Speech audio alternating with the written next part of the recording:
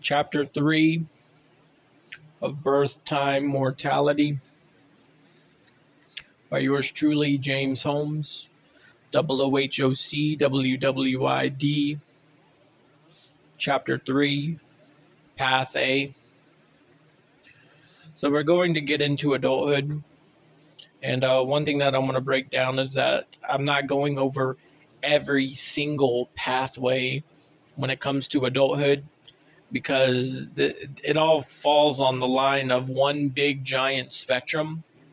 And when it comes to pathways, those can go on infinite.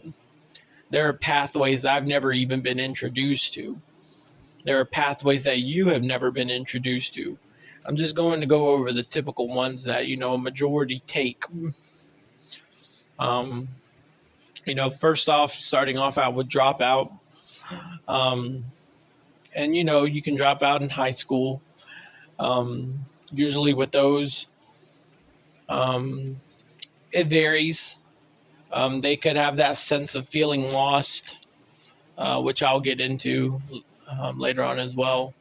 But they get that sense of feeling lost at a younger age than when it hits everyone else, due to their reality, due to circumstances that they may be dealing with outside, or maybe it's just the fear of, where am I supposed to go after I graduate, because they know that maybe they won't be able to get into college, or maybe they know that, that there's nothing for them to come. There's nothing to come afterwards, because they have that sense of being lost and they have no idea what they want to do.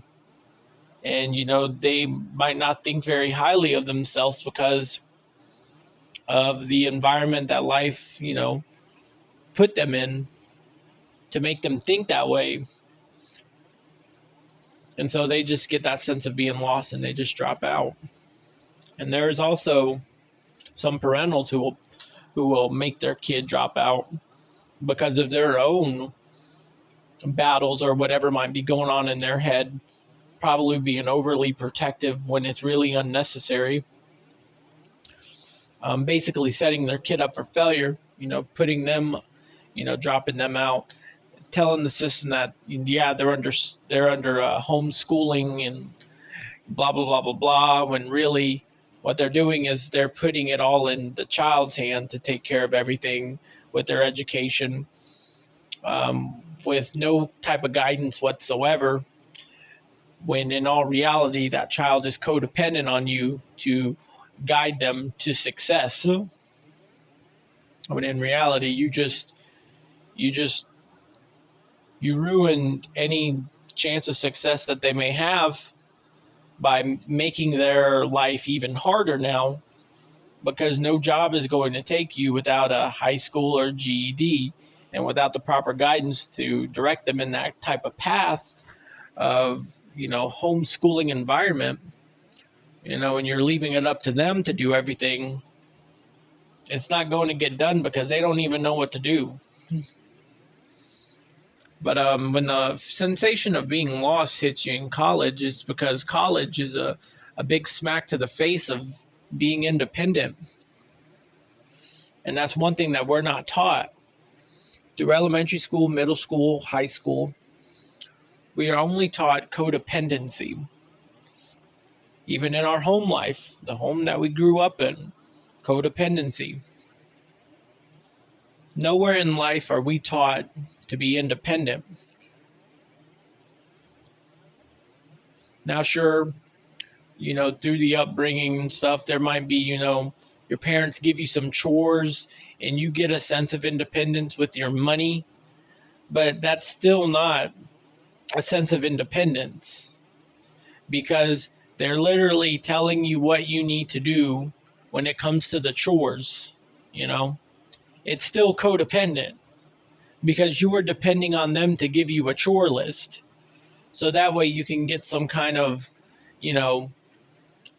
chore money for doing your chores.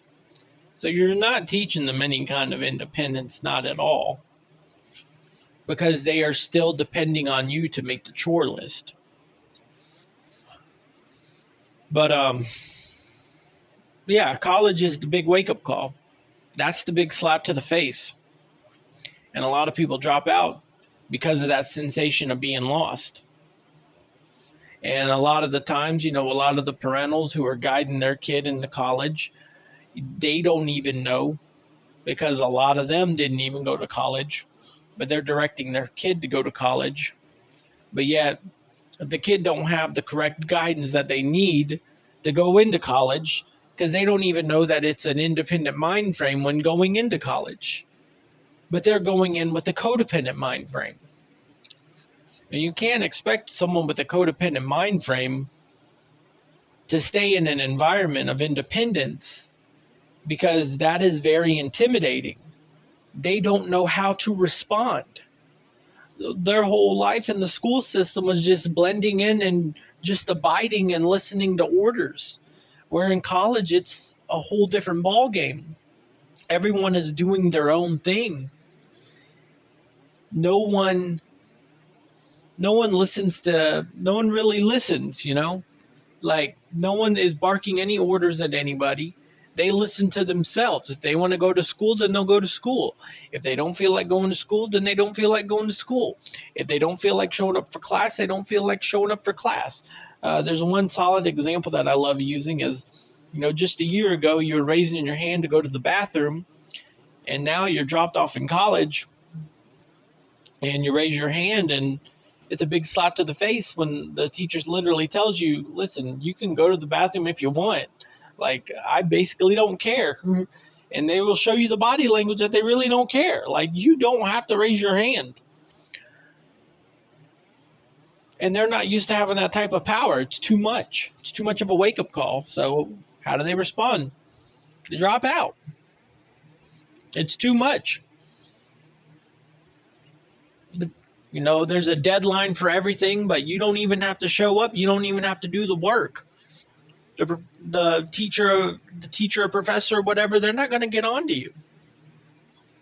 And that's what we were taught during our school system. When we were in the school system, someone's going to get on to you. You're going to get in trouble. You're going to get detention. You're going to have to stay after school. You're going to have to do this. You're going to have to do that. Where in college, they don't care. There is no detention. No one's going to babysit you. No one's going to get on to you. And just a year ago, they were. Like, it's a shocker. It shocks them. And they either drop out, or some proceed with a major that they don't even really want. They're more than likely just guided that way. Or maybe they just picked a random one. Or maybe it was just something that, the parentals chose, because they kept telling them, oh, that one fits you perfectly. That one fits you perfectly. And a lot of the times is they're going to be depending on their parents, with some form of guidance. If they're just going to tough it out and, just wing it and just get that, just graduate and just accept what it is. And then later on not get a job in the occupation or whatever, because all in all, they really didn't care about it. They were just going for, what they were being told, how they were being guided, how they were being directed, just to basically say, I have this piece of paper that I graduated, but it's not anything that I'm interested in, For example, for me, when I was in college, I had a big interest in computers, because computers were my escape from the life that I was living. And so automatically, when I came to college, I wanted to go in for computers because I loved computers. And I was always told that, that's the route that I need to take, because, James, you love computers. Well, computers were my addiction. Computers were my escape from my reality. That's how I coped with reality. And the next semester, it was going to be my hardware classes that I was going to have to take, and I just didn't. I did every other class very good, but I did not want to do hardware. I do not like hardware. I did not like hardware at all. And I started thinking to myself, I was like, if computers are the escape from my reality, what's going to be my escape from my job when my job stresses me out if my escape is my occupation? And so then I just dropped out. I realized I had a lot of problems. I was lost in life. I didn't know anything about this big world. It scared me. And see, some people would have finished. They would have just finished and they would have just got it. Me, on the other hand, I didn't want to stress myself any further. I needed to figure this all out. I needed to figure this life thing out. I was lost. My mental wasn't in good shape or anything. But so when you drop out, you have that sensation of being lost. You feel very small in the world. And when you feel very small in the world, you feel like, number one, you're lost. You've been taught everything incorrect. You're now realizing that this is more of an independent world and not a codependent world. But the thing is you can't even pinpoint what you were taught was codependency. You can't even pinpoint it because it was never taught to us in that manner. We were not taught that our mind frame was being conditioned to be codependent. No one's going to say that to you. They want you to think that they're giving you all the education and stuff that you need that's going to help you survive in reality, but they're not going to tell you, hey, now I want to tell you, we're not teaching you how to be an independent mind frame. We're teaching you to be a codependent mind frame. So you listen to orders and you listen to what we say and you just do what we tell you. And if you don't do what we tell you, well, then someone's going to get onto you. We don't tell people that that's codependency, but it is. But yet they put on a facade that they are teaching you everything to be independent in life, but they're not. So, when you're lost and, usually they go to the food industry or, pick up some kind of addiction to cope with the sensation of being lost, especially if they grew up in a household where, alcohol, drugs, pills, you name it, especially in the age range, they could easily get an addiction to sex, and they can just use sex as an escape route. Also television, video games, you name it, it all can go down the list. But they need something to escape right now because they acknowledge that they are lost. They don't know what the heck is going on, but they know that something is not right and they just can't pinpoint it. So they're pinpointing it to the best of their ability. And when they pinpoint it to the best of their ability, that usually gets them in, in a lot of different predicaments that's just going to keep them bringing them down. And eventually, they're going to reach to the age of 21, which is the age range where, alcohol is celebrated, Now, if they grew up in the environment where alcohol was already present, then they probably have already took a drink or something, or they probably already have an addiction. But to the ones that don't, 21 is the age range where they get you. And this is where it's very well celebrated. It's glorified. You're having fun. You're having fun. When in reality, it's just liquid depressant. You're not having fun. You're being manipulated into thinking that you're having fun, but in all reality, you're not having any fun. You're miserable. You're emotional. Your sensitivity increases because you are constantly depressing yourself with liquid depressant, which is putting you in more of a vulnerable state. But you got people in your ear telling you, oh, you're having so much fun, you're having so much fun. So therefore, you really think you're having fun when really you're depressing yourself. And, the more you drink, the more bigger that hill is. And the next day, when you kind of sober up, now you got a big hill you got to climb. But the thing is you don't have the strength to do it because you have weakened yourself. You have put yourself at the most vulnerable state that you possibly could, probably expressing all kinds of different emotions and, depressed, you know, expressing your depression and stuff that may be bothering you. And, you're just drinking it all away. And, you depreciated yourself. And so the next day when you wake up kind of sober, now you got this big hill you got to climb, and you just don't feel like it because you're recovering from putting yourself in that type of state, which is going to get you to where, as you continue that lifestyle, with escaping like that, sooner or later you're going to be reminded of the past. The past is going to hit you, and life does this to wake you up, to let you know, hey, you're going down a bad path. You're going down a bad path. Now, life has already put the sensation of you being lost. It put that sensation there to kind of guide you to go relearn and learn everything correctly. But the thing is a lot of people, that's too much work. That's too much work. And I will admit it's a lot. It's a lot of work to relearn everything. Because when you relearn everything, and you learn that you have been taught everything incorrect through your whole upbringing, that's a big wake-up call. But also you are going to be the difference, and being the difference in your family and in the environments that you used to be around all the time. Being the difference is a big weight to carry. It is a big weight to carry.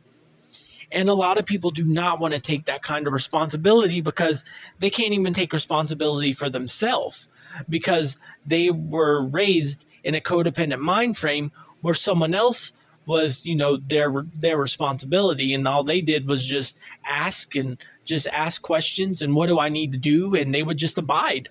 And they considered that was their responsibility, was just listening and abiding. Responsibility was not relearning everything on their own, because that takes an independent mind frame, which they were not taught. So now, since you didn't listen to life when it gave you that lost sensation of being lost, well, now it's going to bring up the past.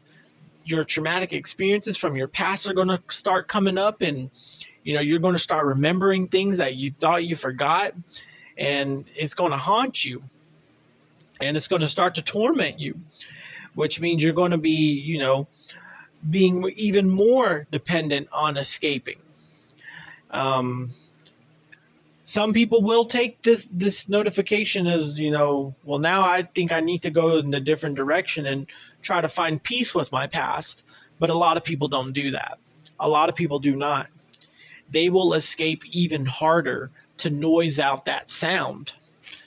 And basically what that's going to lead them down is to where they settle for less.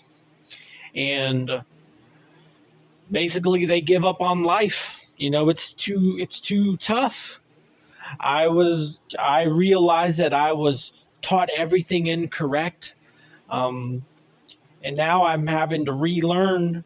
I know that I have to relearn everything. I got my past traumatic experiences haunting me and stuff that I have to find peace with. And it's just too much work. I'm vulnerable. I realize that I shouldn't even be in the mind state that I am. And, you feel lost. You feel let down. You feel lied to. And so what do? You settle for less, and you give up on life. And by settling for less that means you give up. You settle for, a job that you don't like.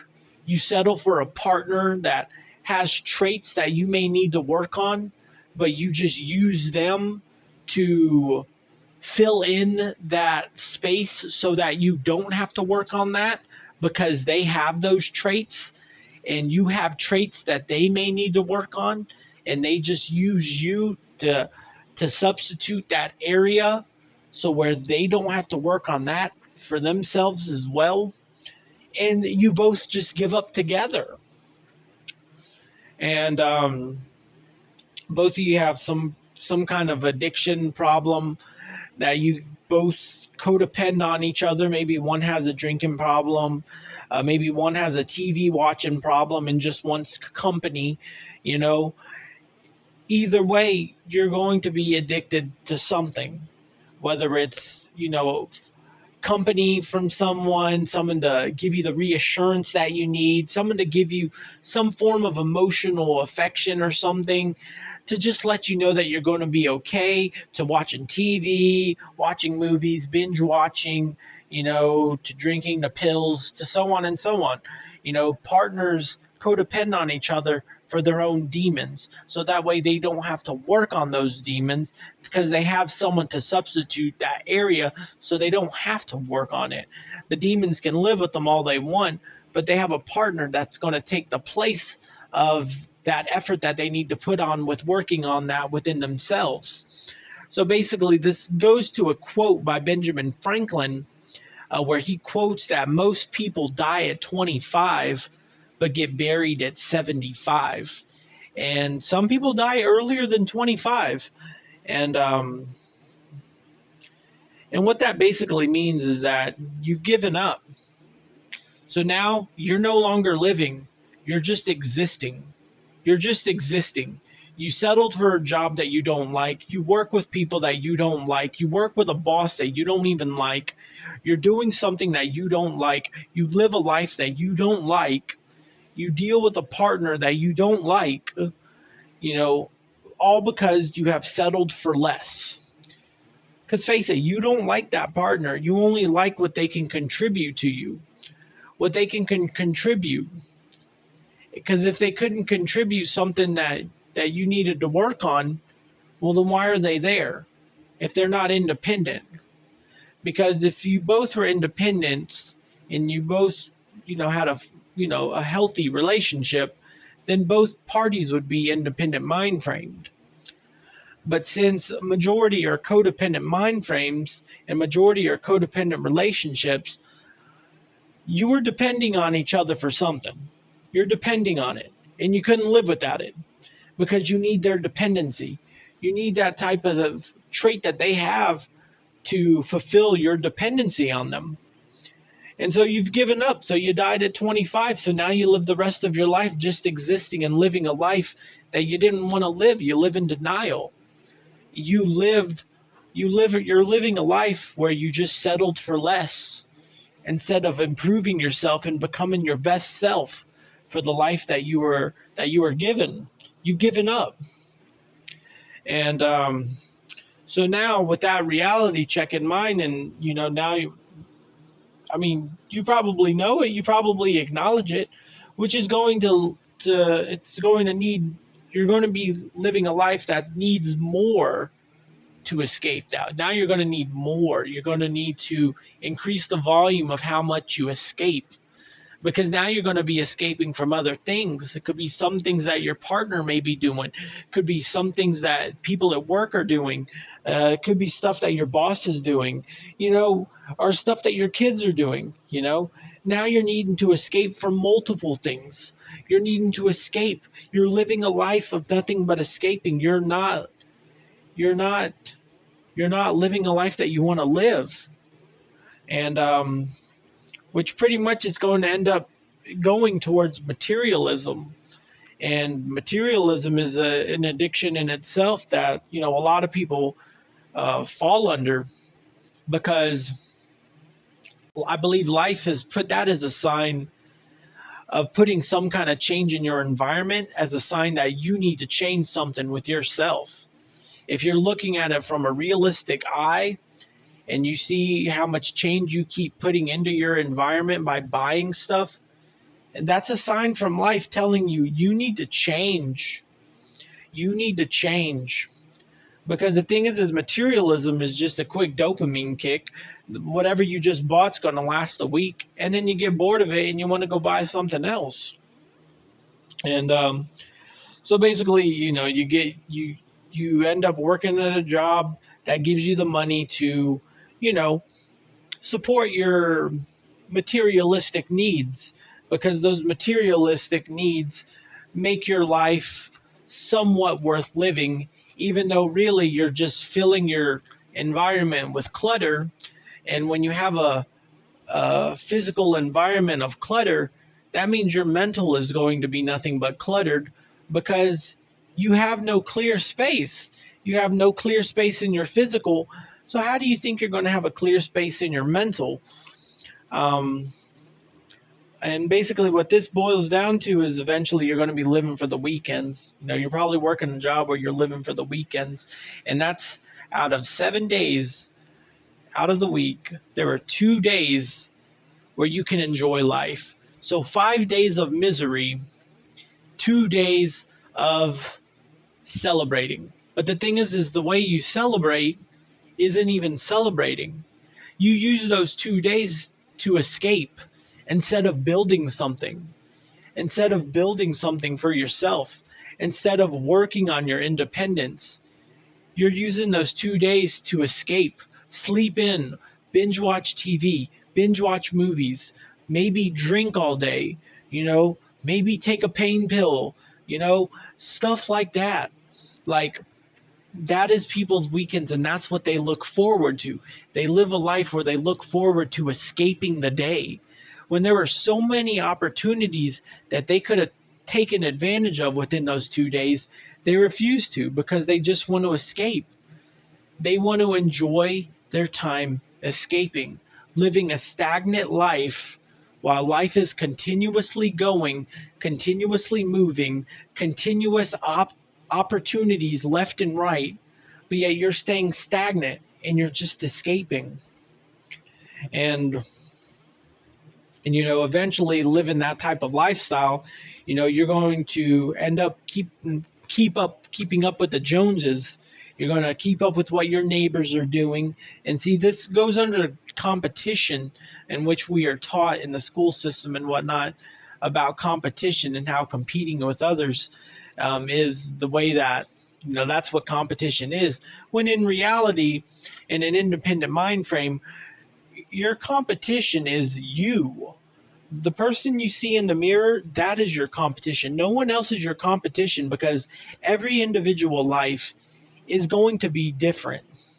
But the thing is, the lifestyle that's been chosen, you're going to be keeping up with the Joneses. And so you're going to be wanting what everyone else has. Wow, they got a new boat. I got to get me a boat now. Oh, wow, they got that new car. Wow, I got to get that new car. You mean to tell me they got a bigger TV? Well, now I got to go get a bigger TV. Stuff like that. You're having to keep up with people so you can keep up, blend in with the group of people that you were trying to blend in. And the thing is this group of people you're trying to blend in, you more than likely do not like it. You're more than likely feeling discomfort as heck all the time, just living in discomfort. But when you come home, you take it out on, who's ever in the household. You take it out on them. You take out your frustration, when really you should be acknowledging your own frustration and doing something about it instead of settling for it. So basically, with the concept of keeping up with the Joneses, that starts to blend in with imagery. And you start to worry about your image to the people, image to the public, image to your friends, image. Imagery is everything. It's just like social media. You got people who take beautiful pictures of their family, beautiful pictures of, stuff that they will be doing. And they want to constantly keep you informed with what they are doing in their life to make them look like they are living this life of perfection, going on vacation here, going on vacation there, going shopping here, going shopping there. And also, having that image of a perfect family to the public, when behind closed doors, the family is not so perfect. And, with the imagery of, having a perfect family, they also want to have that imagery of a perfect life and perfect kids, which goes down to narcissistic parenting,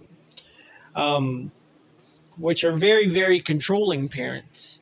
They want that image to look perfect to the public eye. They don't care what it looks like on the inside behind closed doors. All they care about is how it looks presented to family and to the public eye and to their friends. And,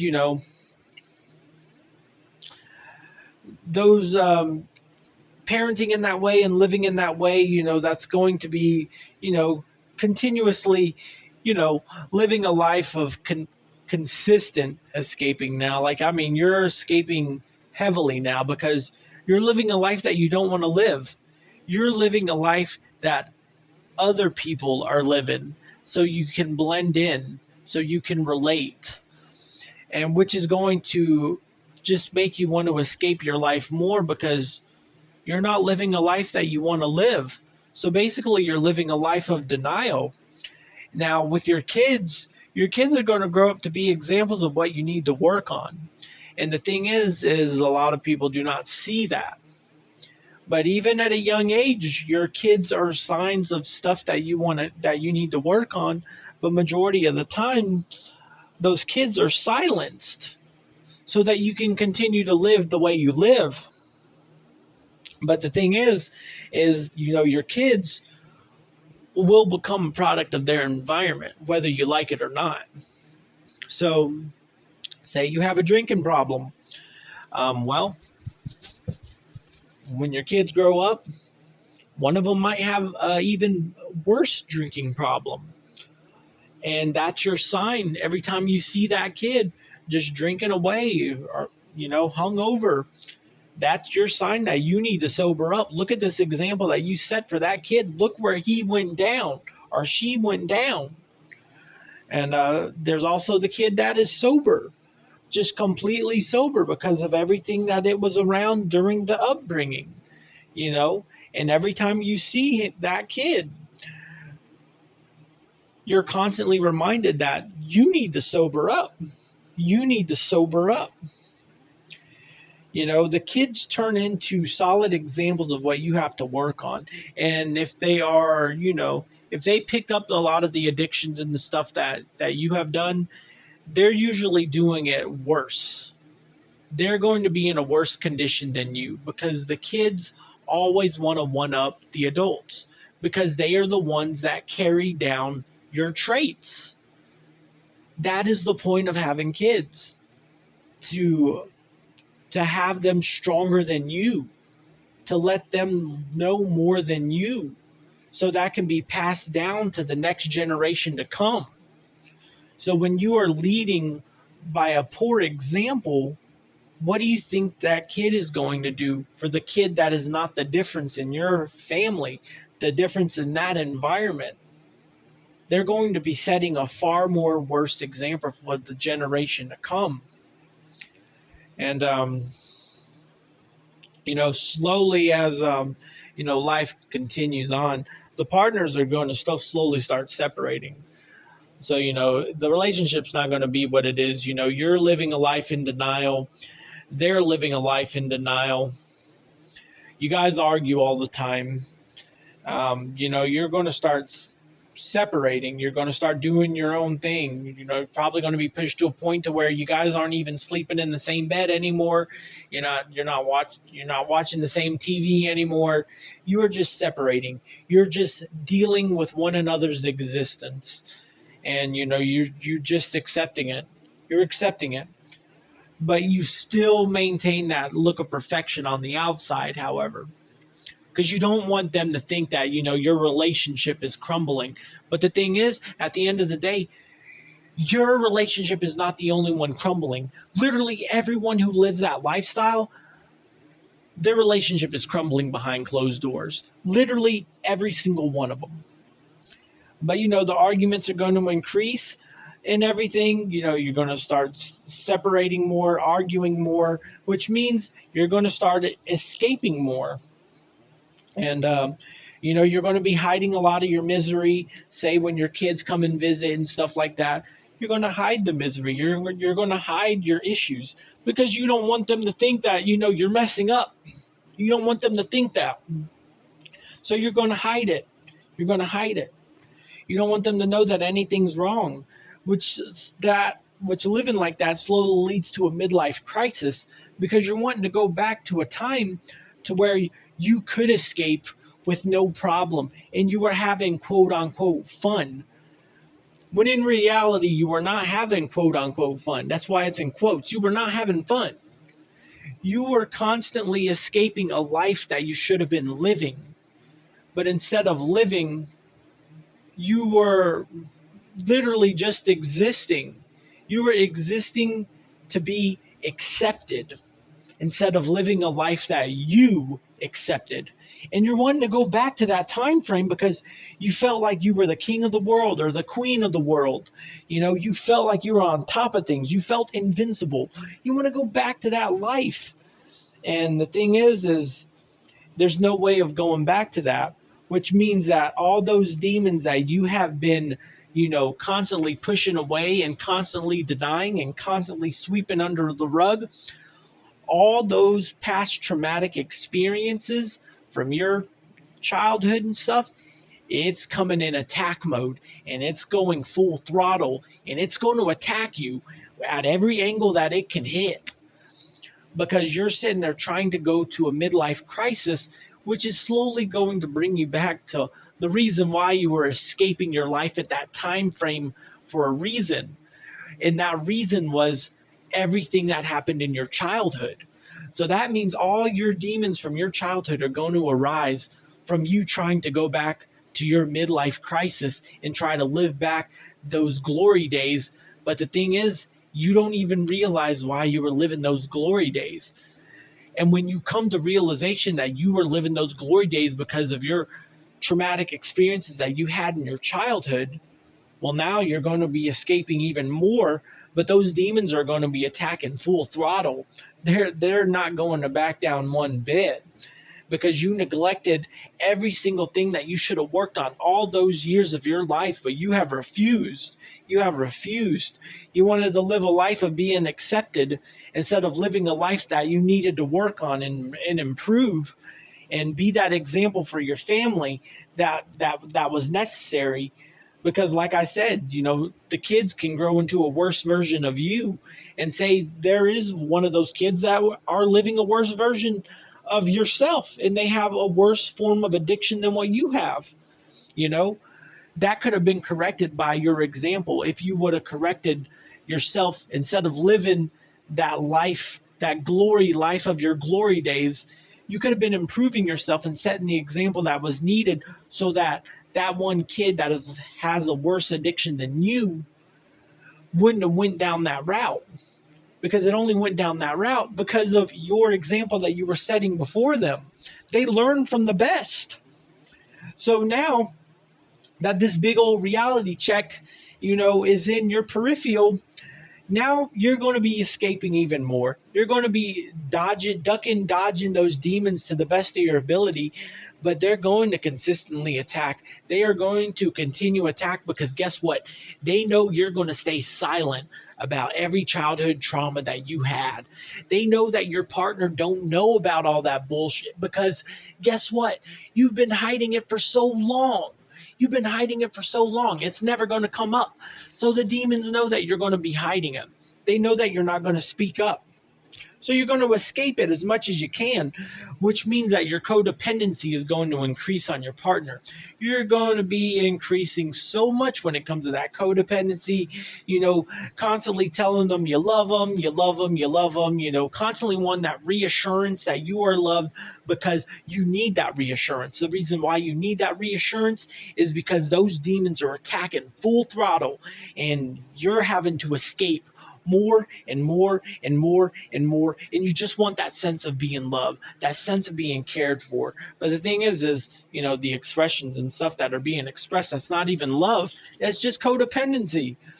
But anyway, so sooner or later, you're going to be put in these time frames where you're going to want to express emotions that you don't know how to express. Now, if you weren't living your glory days and you were working on improving yourself and finding more about yourself and just basically going into self-discovery and learning more about your emotions and stuff, none of this would happen. But now you're at a time frame where you have emotion that you want to express, but you don't know how to express. So when your kids come around, or say your wife or your husband comes around, and you got so much emotion that you want to express, but you don't know how to vocalize it. So guess what happens? You literally brush it off. You kind of vocalize it to an extent, to the best of your ability, but you acknowledge that you really can't express how you feel, because when you have vocalized it, you felt unsatisfied. So what do? You just bottle it, because you don't know how to express it. You don't know how to vocalize it. You don't know how to let the people know what they need to know when it comes to your emotions. You don't know how to do it. So what do? You bottle it. You bottle it and you suppress it. And you continuously to suppress those emotions. And when you do that, those emotions that have been unexpressed turns into regret. And the regret, you know, comes up when you're getting close to your deathbed.